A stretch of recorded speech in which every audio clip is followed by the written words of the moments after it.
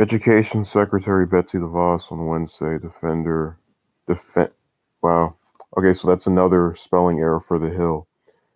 Education Secretary Betsy DeVos on Wednesday defended her agency's move to roll back nationwide guidance meant to protect transgender students. During a hearing in front of the House Committee on Education and Labor, Civil Rights Subcommittee Chairwoman Suzanne Banami, whatever the hell, Democrat from Oregon, asked the secretary if she knew that harassment and discrimination can lead to poor academic performance and depression for transgender students when she rescinded Obama era regulations that extended Title. I have no idea what Roman numeral this is. Let me see what the Dirk. I think it's Title 9. It's some title, rights to the students, and allowed them to use the bathroom corresponding with their gender identity. DeVos sidestepped the question at first, responding the U.S. Office for Civil Rights is committed to ensuring all students have equal access to education free from discrimination. But how do you pronounce this woman's name? Bonamici. Bonomici then cut her off, repeating the question. Sorry, I would really like answer. I can't wait to play that clip and see if she actually does say, sorry, I would really like answer. The Congresswoman said, students and families need to know this.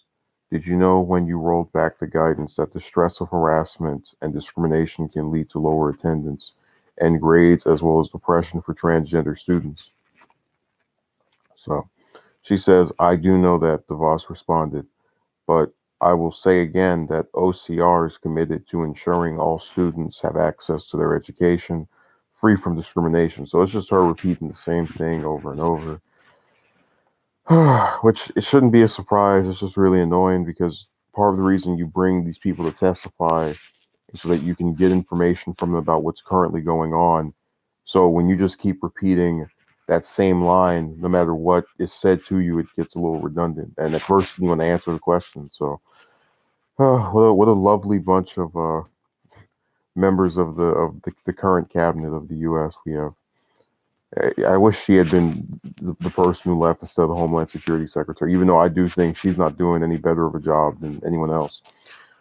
Senator, oh, Dirk says she liked Neo trying to dodge the questions. Yeah, I mean that's the same thing that happened yesterday during my stream. I had somebody come in here and keep talking about anything that wasn't actually the news, like just to be show obsession with my decision to show off, like what's in front of them. Basically, it was really weird. Senator Bernie Sanders on Wednesday unveiled his revamped Medicare for All bill with the support of four Senate Democrats also running for president. Sanders, who is again seeking the Democratic nomination for president in 2020, rolled out the bill that would largely eliminate private insurance and institute a single payer system managed by the government. The American people are increasingly clear. They want a healthcare system which guarantees healthcare to all Americans as a right, Sanders said Wednesday. Senators Elizabeth Warren, Kirsten Gillibrand, Cory Booker, and Kamala Harris, or I'm sorry, Kamala, all 2020 presidential candidates again signed on to the bill after also supporting it in 2017. The updated version will also include coverage for long term care, such as nursing homes, which is currently not covered by the Medicare program. Home and community based care will also be covered. The bill has 14 co sponsors in all, two fewer than it had in 2017. Former Senator Al Franken, Democrat of Minnesota, had supported the bill 2 years ago, and Senator Jeanine Shaheen, ranking neoliberal, Democrat of New Hampshire, decided not to co-sponsor the bill this year. Shaheen said in a statement she now thinks there are faster ways to get to Medicare for all than Sanders' proposal. While Republican leaders and President Trump continue their efforts to take away health care that millions of Americans depend on, Medicare for All legislation has helped reignite an urgently needed debate about reaching universal health care coverage. Okay, but if you think it's such a good thing, why the hell didn't you sign on? In the near term, there are faster ways to reach universal coverage by building on the progress we've made through the Affordable Care Act, while addressing the high cost of care and medications. So that's her basically saying, "Oh yeah, thanks for putting something out that I'm going to say with words is good, but not actually back via sponsoring the bill." How courageous! It's a lovely thing. I thought it was really funny. I want to go back to them mentioning it. The bill first being introduced or being brought up by Sanders in 2017. A lot of people, when they see these kind of stories about, oh, this person introduced this bill, and then they know the president is, let's say, against that position, they're like, oh, what's the point of even introducing it? You're wasting your time because it's not going to get signed. Ha ha ha ha. But whenever you do that, it's supposed to be a test run to show how many people actually support it as voters, or rather, how many people in the House or the Senate supported at the time.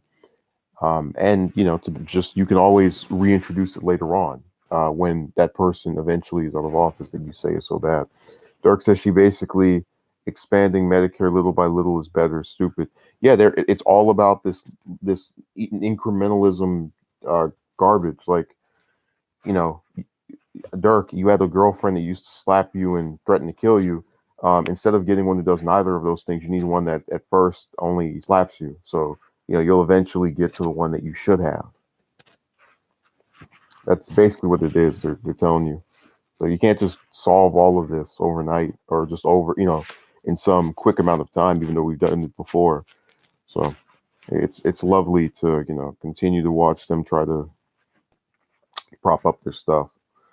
Representative Ilhan Omar, Democrat of Minnesota, pushed back on criticism of remarks she made regarding 9/11, calling comments by Fox and Friends host Brian Kilmeade and Representative Dan Crenshaw dangerous incitement.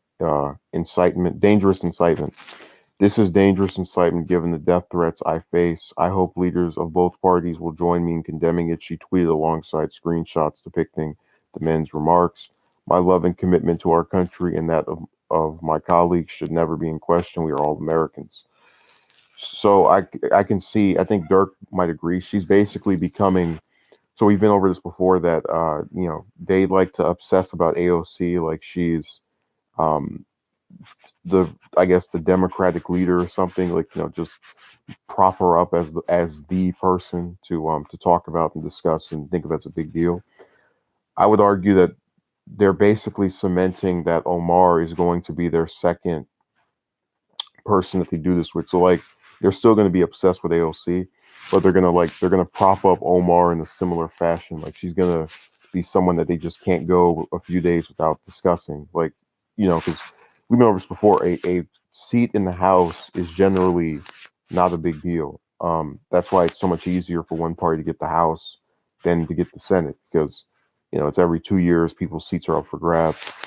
So to see the two of them be, especially Omar, right? Well, both of them really, but Omar because it's literally them saying, "Hey, we're never going to forgive you," which I don't care if they did, if I were her, for speaking out against the Israeli government.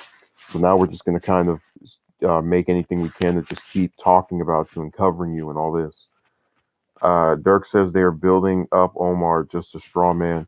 Yeah, it's all based around like taking this person and just blowing them up for no reason. Like she said something you didn't agree with, what was it, like a month ago, and now she's got 3 death threats and all kind of other stuff coming her way. It's so strange. Um, so far too long have Omar made in March comments she made in March regarding the 9/11 terrorist attacks.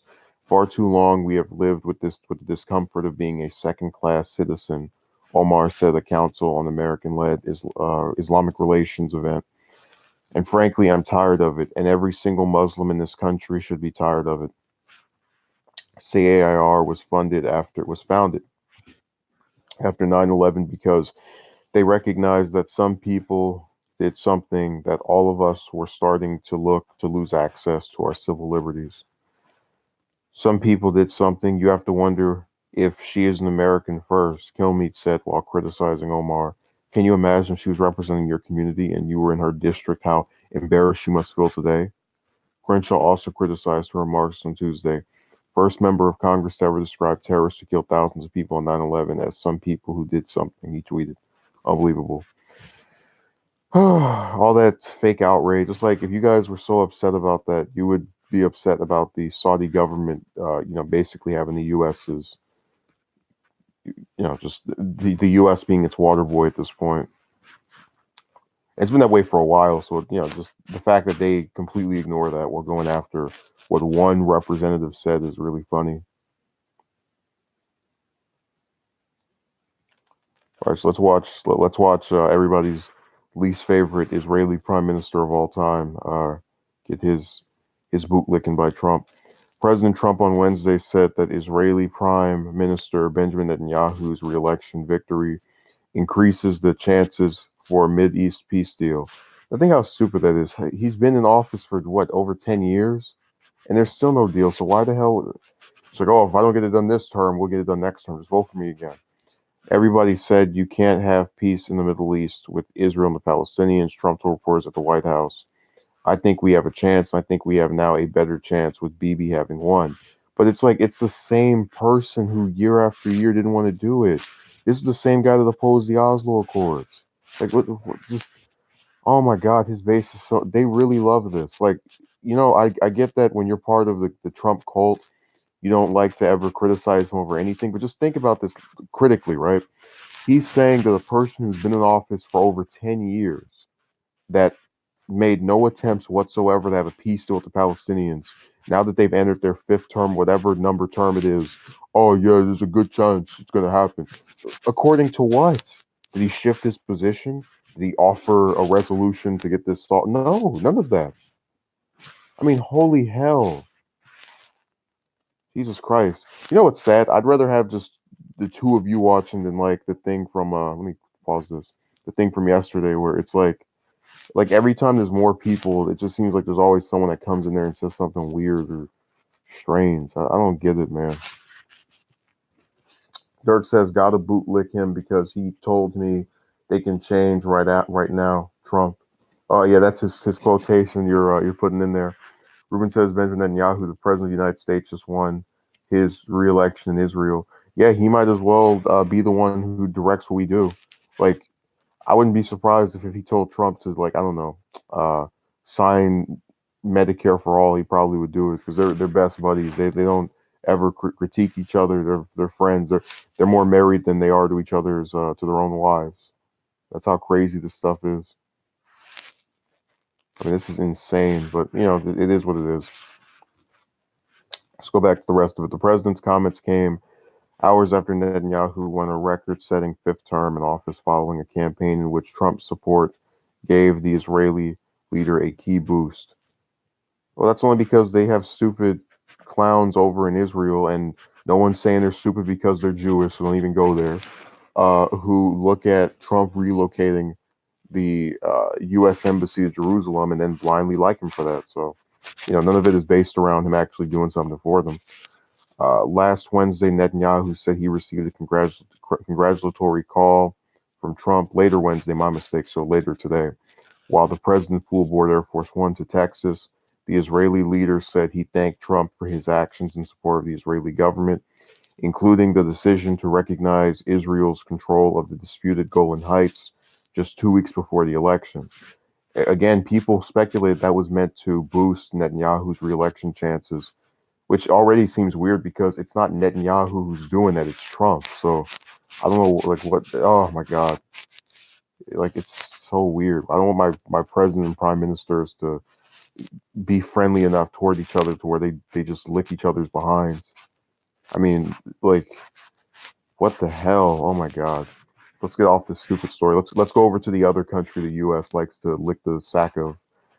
Saudi Arabia. The Senate confirmed President Trump's nominee to be the U.S. ambassador to Saudi Arabia on Wednesday, a position that has been vacant, since before Trump took office in 2017. Why did it take 2 years for that person to get confirmed? Senators voted 92-7 to confirm John Ibn Said to the post, nearly 5 months after Trump announced his intention to nominate the retired general amid an uptick in tensions between the U.S. and Saudi Arabia.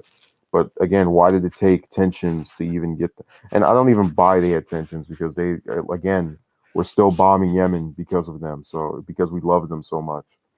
Dirk says no collusion. Yeah, man, forget Russia. Look at the ties between the U.S., Israel, and Saudi Arabia. Like, I don't know why people don't just.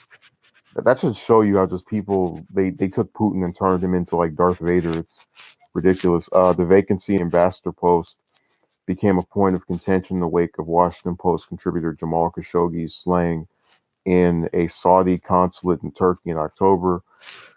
Oh, they always go back to Khashoggi. It's like you guys let 85,000 people get blown to pieces, and then the second this journalist dies, we're all clutching our pearls. My, it's like that should just tell you how many people can die, and it won't matter to these pricks at the top.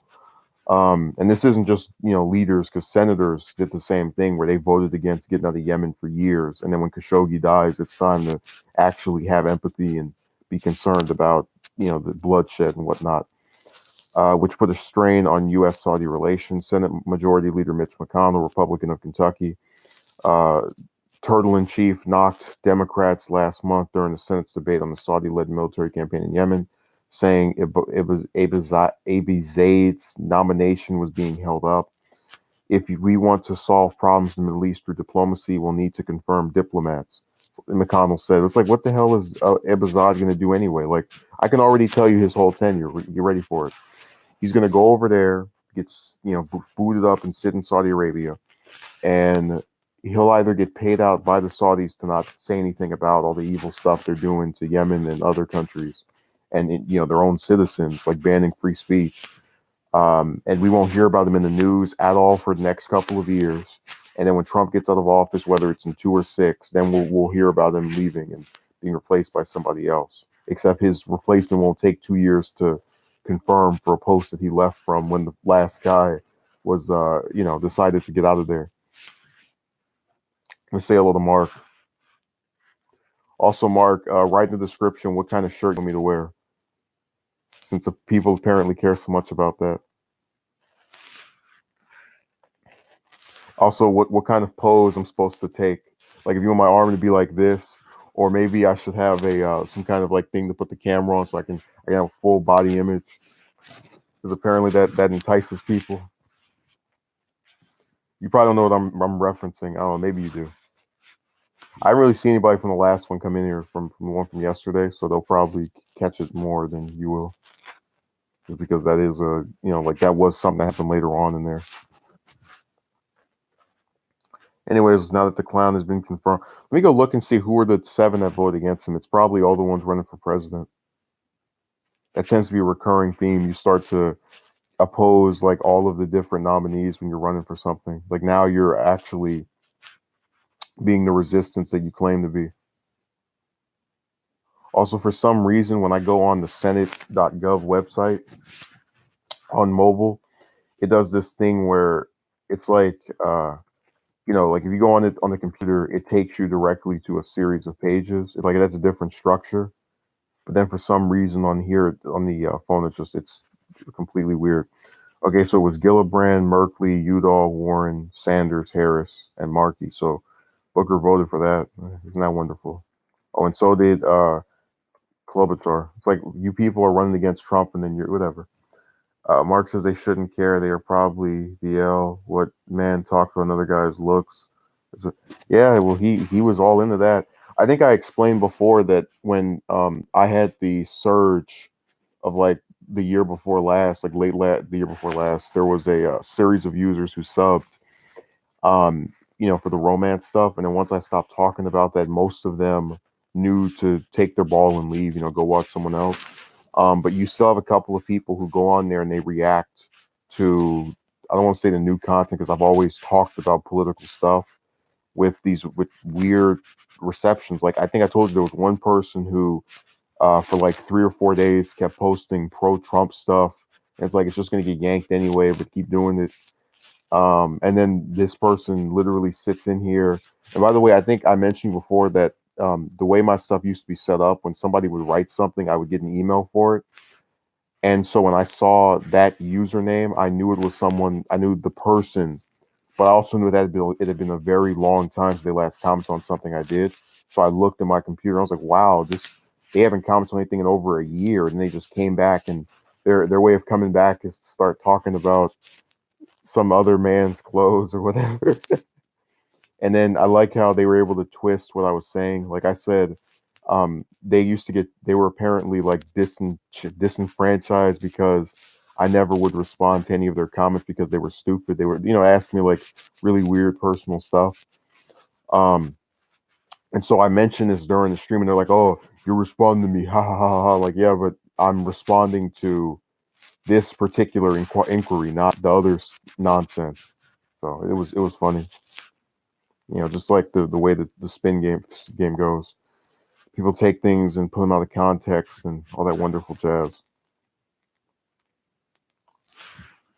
President Trump said Wednesday that he won't release his tax returns while he's under audit, setting the stage for a standoff among the White House, Treasury Department, and the House Democrats. I would love to give them, but I'm not going to do it while I'm under audit, Trump told reporters as he departed the White House for a trip to Texas.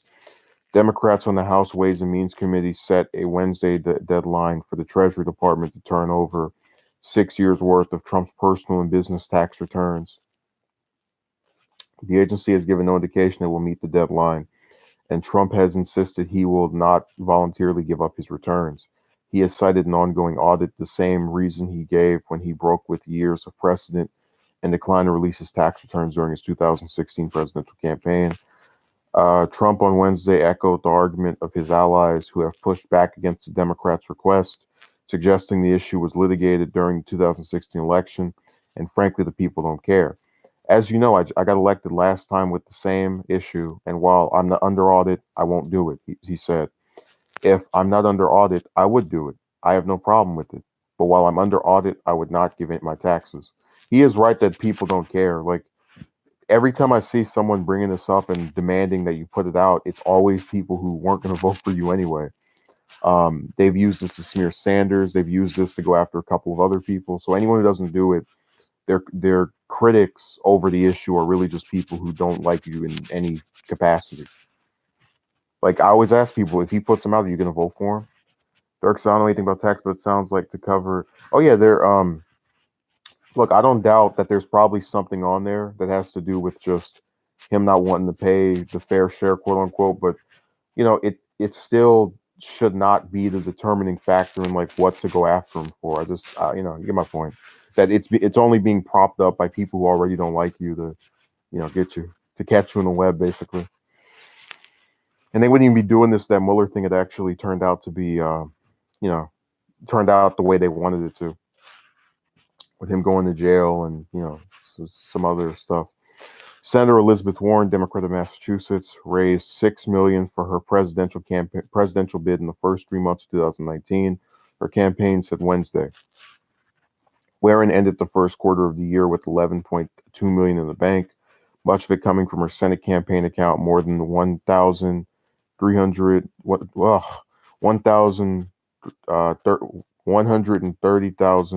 135,000. I'm sorry. Individuals gave to her presidential campaign with an average donation size of just $28. A large portion of the total first quarter haul, $1.4 million, was raised in the final week before books closed for the quarter. Her campaign manager, Roger Lau, said in an email to supporters. So she thinks she's on her way. Personally, I would get out because there's 19 people in that field, and you're not exactly showing. I don't know if any of you saw that poll where in Massachusetts, her home state, she's in third place to Bernie and Biden. It's like if you're like already, we're not even close to that, and you whatever. If you can't win there, it's just like Biden's winning his place overwhelmingly. That's why it's amusing. Rubin says, yes, I saw establishment liberals and even the right wing who support Trump demanding for Bernie's tax returns. Dirk, Rubin says to Dirk, he should have been indicted before he even decided to run for office. Dirk says true. And then Rubin says to Biden, and then he has the question marks and he can't believe it. It's like, yeah, she's losing. I'm gonna put it up right now. Not put it up because, like I said, I don't have Google Hangouts anymore because they destroyed it. Let me go over here. That poll was funny because, again, it's the fact that you're supposed to win your home state no matter who you are. If the only time you don't win it is if it's like completely diametrically opposed from you, like as far as you started there and it was one way and now it's another way. So like, Gore didn't win Tennessee, and Trump didn't win New York, even though it still went to someone who technically it was the home state of. But you get the point that this is an embarrassment. Let me see if I can find it. Okay, Massachusetts. This is by Emerson College. It was conducted between April 4th and April 7th. In first place, you have Bernie Sanders at 26%, Joe Biden at 23%, Elizabeth Warren at 14%. In fourth place, Mayor Pete or Buttigieg, whatever the hell, at 11%. So uh, it just keeps going lower and lower. I like how Harris is in like what place is she? Like sixth or seventh. It's wonderful. Um, Dirk says handy Uncle Joe favored by 80 euros. Yeah, they were talking about how the polls oversample older people. I mean, I've never been contacted to participate in one of those. Like, the only time I ever get to do any of them is when there are those that are placed on Twitter. You get to vote and whatnot. Other than that, it's just always, um, you know, oh, I saw this poll in my area that no one requested me to participate in. Isn't that lovely?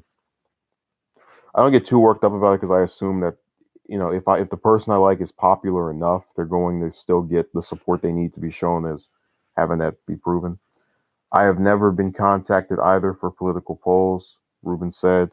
Yeah, it's really weird. Like, it's always them calling landlines, and people pick it up, and that's it. Like, I don't own I don't, use my landline, or I don't use it. I'm not the main person who answers it, so I don't get to, answer.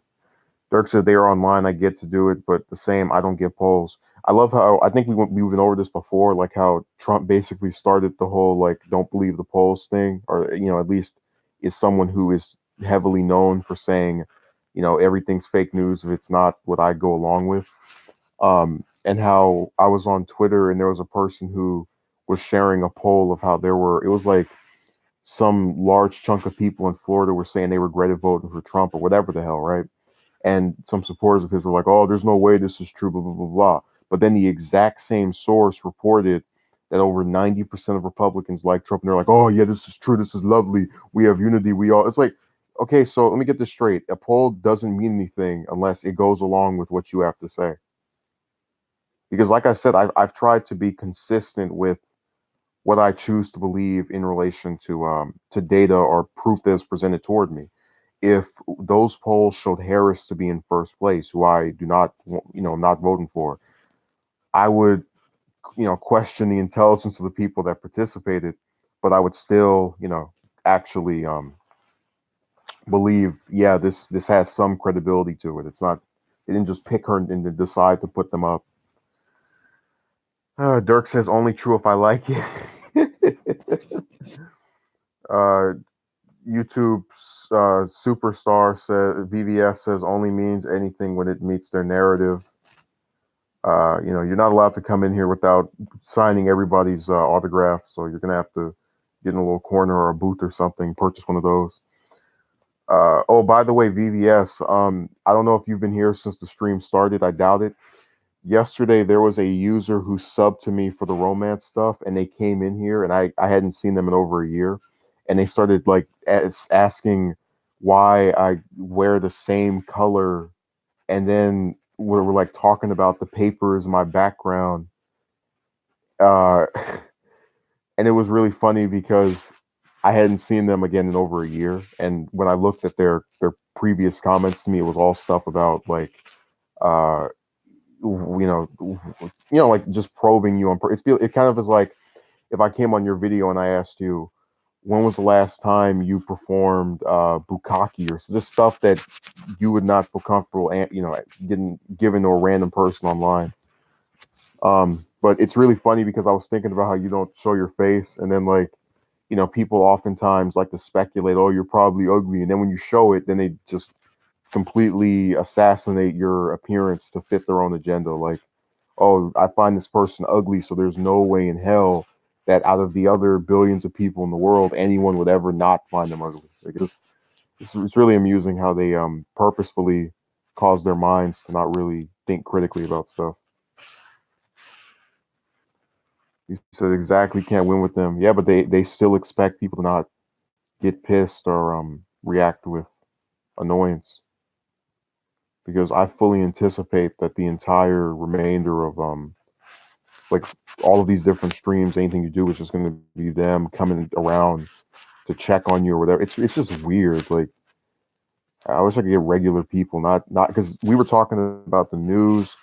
Um, we were going in all these different stories, and literally this person couldn't hang. I have a user by the name of Load, who the first time I saw them comment, they were talking about the relationship stuff, and then they came in here and started discussing other things, and actually tried to contribute to the dialogue or the conversation, whichever way you want to call it. But this person literally sits in here. It's like, I'm looking at his shirts.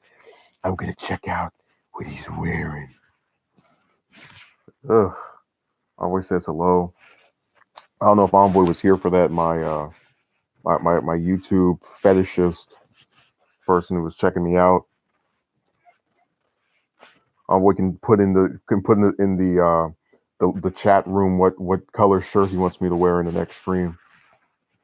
No, it's just this thing that happened yesterday that I thought was funny. Like how basically when you talk about the relationship stuff, you get all these like weird kind of behaviors people put up there.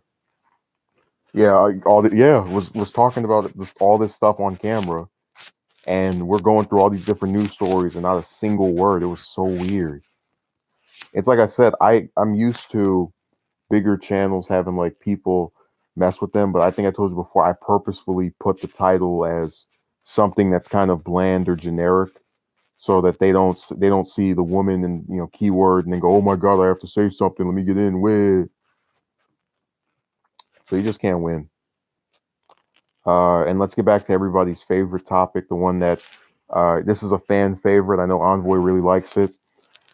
Three Republican senators on Wednesday introduced legislation supported by President Trump that would reduce overall immigration levels to limit low skilled workers from entering the country, which the lawmakers say would boost wages.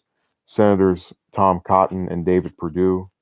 I love Tom Cotton. That's my favorite one. That's the one that, after being in office for 3 months, told Obama, "Oh yeah, I know more about Iran than you," and got all of or a majority of the Republican senators to sign a letter basically saying our president's an idiot. We'll cooperate with you in our own way.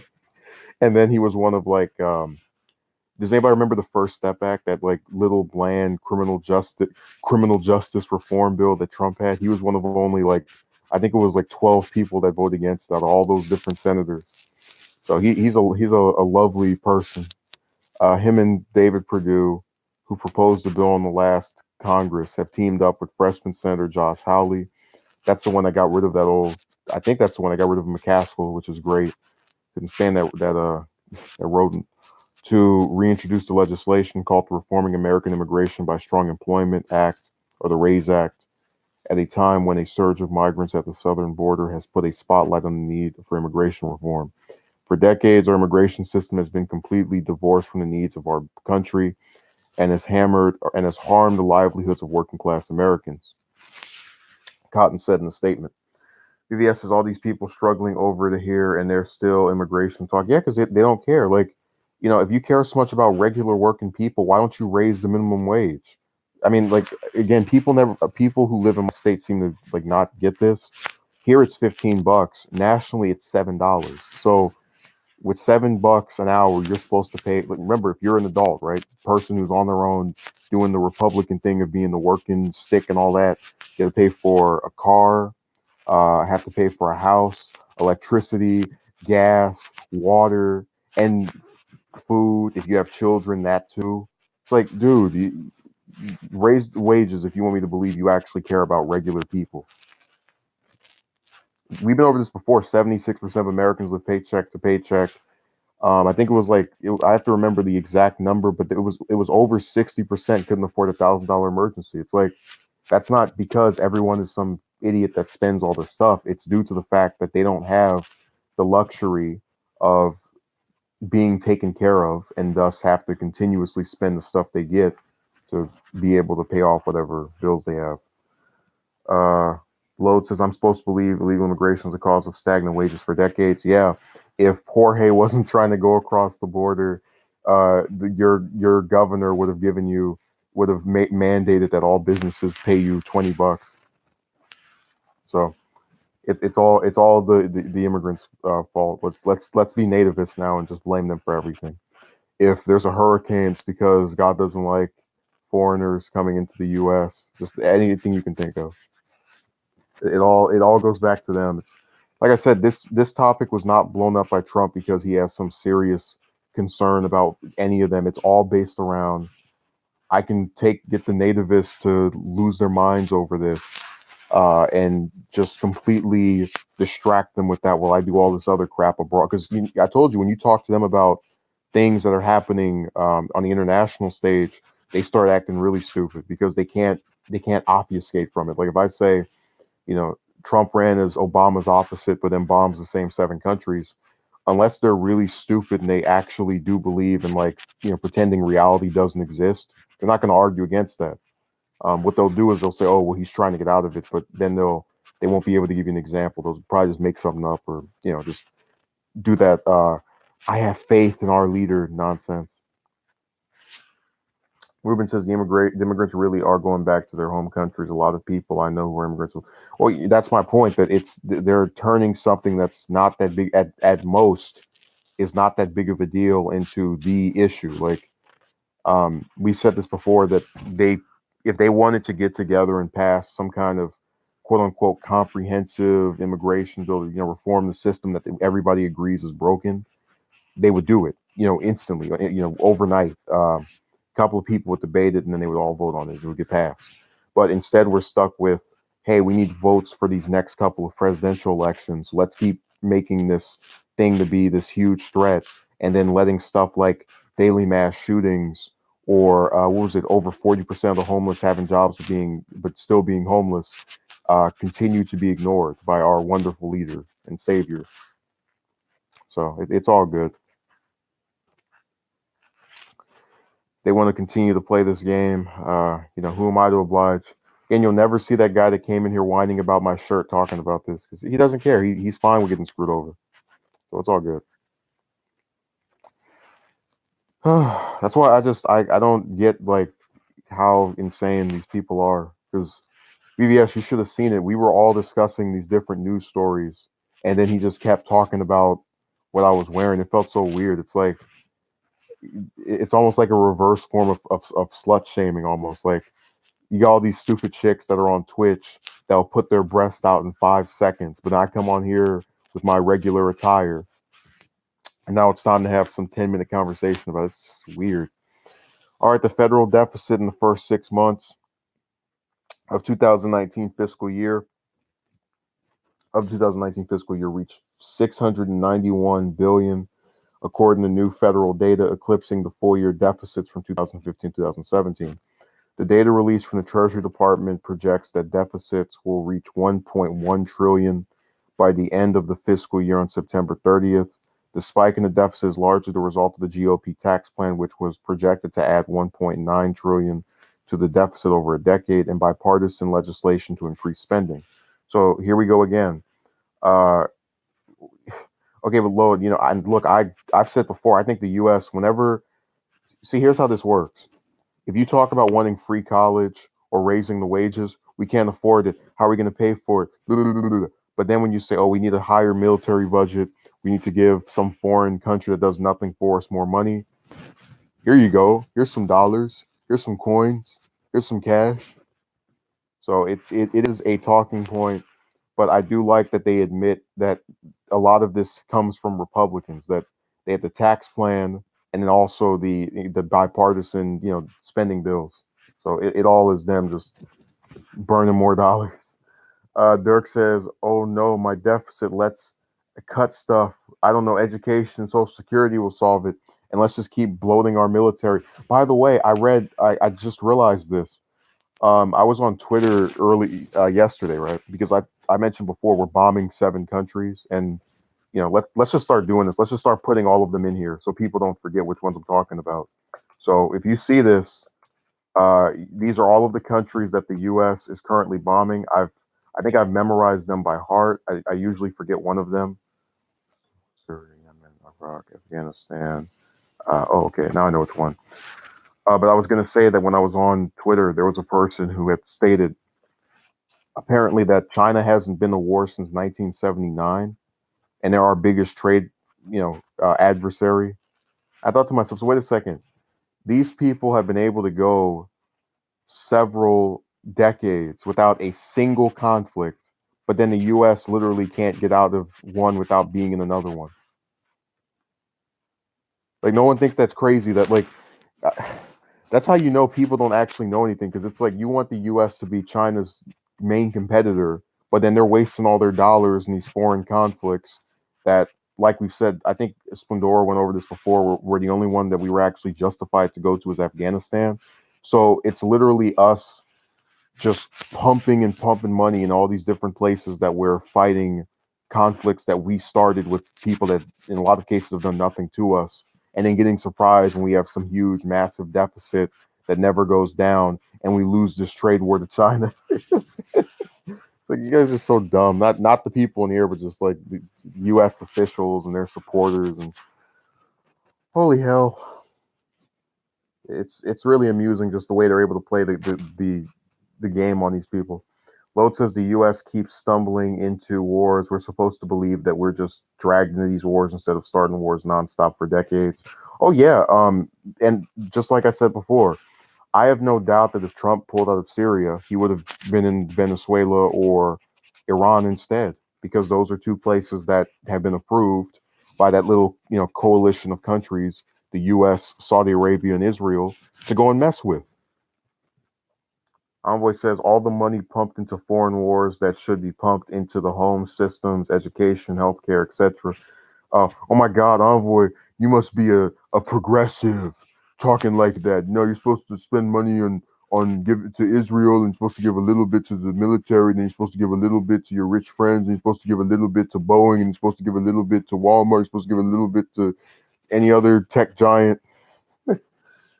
Load says the U.S. military complex. Excuse me, Load. I'm going to correct you. The U.S. military industrial complex. I mean, come on. You're supposed to put all the words in there. That sounds like something that other person from yesterday would have said. How incorrect can you be? Has gotten very good at doing wars covertly. That's why it's so hard to get people to care about this. Oh, and also remember with the Telecommunications Act that Clinton signed, the one in '96, where basically the news can get away with like talking about two stories all day to satisfy their quota. Uh, Dirk says Muslim scare is the Red Scare. They might bring Islam into the U.S. I could have sworn that like that. What's really funny is isn't like the world's majority of people Muslim. Like, isn't that religion really really widespread and kind of accepted by the world? And like the U.S. just has this weird sort of thing of fear mongering over that. Because I can tell you, I'm not when I go out into public, I'm not worried about a Muslim terror. I'm worried about some goofy homegrown creep, regardless of their ethnicity. But we know which they usually tend to be, because they're the majority of people here. We already know. So all this stuff about the immigrants and they're going to do. It is a non-entity.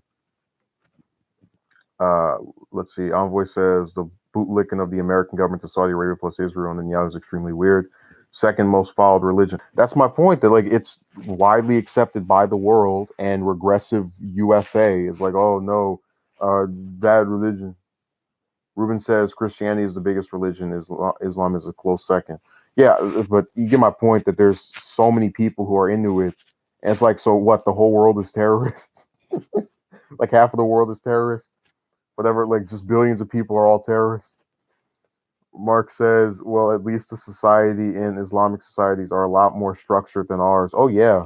I mean, I told you before that one of those women I was talking to was Muslim and she was as devout as hell. You know, you tried to get her to break from any of that stuff and she looked at you like you were an idiot. So they don't play the stuff that a lot of these American Christians do of, oh, I believe in the Bible, and then watch as I can't name the 10 Commandments and try to tell people as I support, like, just did all the little hypocritical things they do.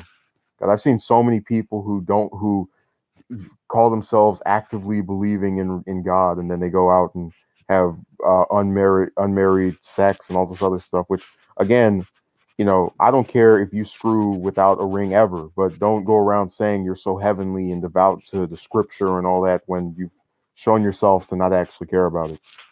I think that's a fair position that, the act itself isn't the issue. The fact that the act is accompanied by a statement that is disingenuous at best and lying at worst is what is the problem. Maybe you get what I'm saying. I don't know. I can't wait for Mark to stop coming in here because he thinks I'm judging people, and I'm a bully. Let's see. Ruben says I know a lot of fake Christians who act that way. Yeah, that's why I like with me. I just couldn't put up with it anymore. I don't take it seriously at this point. They do too much stupid stuff. And then Envoy says, well, human beings are born weak. So I believe even though we sin, we should always strive to be good and be better. Oh no, it's not about sinning. It's the fact that you have a set of rules, right, that are put down by your religion, and then you don't follow. Now, again, I actively just say screw it to certain things in there, but I don't go around trying to say I'm, some heavenly believer or any of that, because I'm not. I'm someone who thinks God exists, that identifies as Catholic, and that's it. It doesn't need any more explained than that. And I actually have had people online try to say I was exo communicating myself, and I was like, okay, well, whatever. I mean, you take it more seriously than I do, because it's literally just, you identify as this. That's it for me, and then you're over here trying to go into well, this position of yours is not aligned with the Bible, so are you going to take it back or renounce what you are? Like, no, I'm not going to renounce anything. I was going to say I'm this, and then if you don't like it, oh well. Like the Pope could say I'm not tomorrow, and it wouldn't change anything. Ruben says evangelicals, yeah, the same people who voted for Trump and say that he's such a, like all their great Christian morals, while he, cheats on his wives, all three of them, and then bombs babies in foreign countries that have done nothing to us. Oh my God, how evil! Oh yeah, the holier than thou attacks. Oh wait, I read your comment wrong, Envoy. The holier than thou attitude. It's pretentious. Pride is usually a huge no-no in most religions, especially the Abrahamic ones. I thought you were gonna say the case. I mean, I'm messed up on your stuff twice. I'm so terribly sorry. Mark says, "Yup, fake Christians everywhere. Pastors are having affairs with men's wives. When caught, blames the devil." Yeah, they always try to find a scapegoat, and that's what I'm saying. That like religion at its best should be about having a set of morals that you go by. But instead, it's been morphed into this thing that people use to be narcissists and tell you how much greater they are than you because they believe in something, quote unquote, as they violate the rules multiple times. And that's pretty much it. So I don't bemoan anyone that doesn't buy this stuff. I do, because I came from that background. I still think that it just, some of it makes sense, but the stuff that doesn't, I don't lose any sleep over not obeying. Oh well, I'll buy it when God pays my bills. And I can actually get a tangible effect from this. House Democrats sparred with some of the most powerful bankers in the U.S. on Wednesday as the chief executives in the country's largest financial firms defended their industry's progress since the 2007 financial crisis. The CEOs of 7 of the nation's largest banks appeared before. Wow, that's like a douchebag, Batman rogues gallery. Wow, like you're literally looking at the villains of America. That's crazy. The CEOs of 7 of the nation's largest banks appeared before Congress on Wednesday as a group of, for the first time since 2009, testifying before the House Financial Services Committee. The bankers insisted that their firms have become safer, smaller, and better corporate citizens in the decades since taxpayers bailed out the crumbling financial system due in part to strict post-crisis regulations and capital standards enacted by former President Obama. Yeah, Frank Dodd was meh, and then all the other stuff is just, oh, I did something. Envoy says you don't want to spar with the banker. They make the nations go around. It's like, yeah, you just keep crashing that system. See how many people aren't going to catch on eventually. Mark says religious people are the biggest hypocrites and have the most secrets to hide. Dirk says get ready for 2007. Oh yeah, we're going to get a repeat of that. And I really hope that if it, which depending on who the Democrat is, I won't care. But if Trump wins re-election, I hope that it occurs around that time, because then he's going to have the same problem that Bush 43 has, where like anyone who actually likes them has to sit there and go, okay, well, that didn't go so well. Like and even then his supporters still might actually try to play revisionist history, like, oh, he didn't do any, he was innocent of all charge, he couldn't have done anything, it was just, poor him. So it's all good. Okay, I think that's pretty much. What else is here? Again, the problem is a lot of these stories come out later on. So I think we've basically reached the entirety.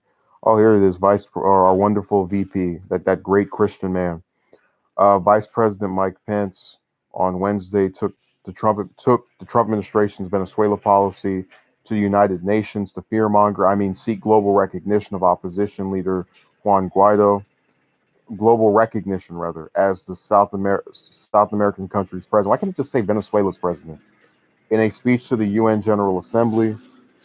I'm sorry for that noise back there. That's why streams are really frustrating at times. I really do hate that stuff, and it's like I said, it's a double-edged sword, because if I upload something, less people will see it. But then if I do a stream, more people usually check it out. But then I can't edit out any of the stuff that like the dead time, basically, where things that are out of my control happen. So it is what it is. In a speech to UN General Assembly, Pence warned that Venezuela under President Nicolas Maduro is a failed state, and failed states have no boundaries. With all due respect, Mr. Ambassador, you shouldn't be here. You should return to Venezuela until Nicolas Maduro that his time is up. It's time for him to go.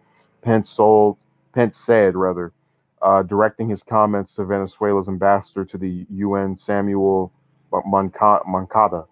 And yeah, Pence did sell. He tried to sell you a wonderful story of how regime change is going to make everybody's life in Venezuela so much better, because the good old US of A is in there to help out and do all that lovely stuff.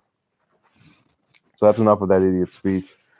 I guess that should be pretty much it, but I appreciate those who came. Like I said, the news is constantly changing. We're having all kinds of weird stories happen. So I appreciate those in attendance. Thank you for watching. Have a good day.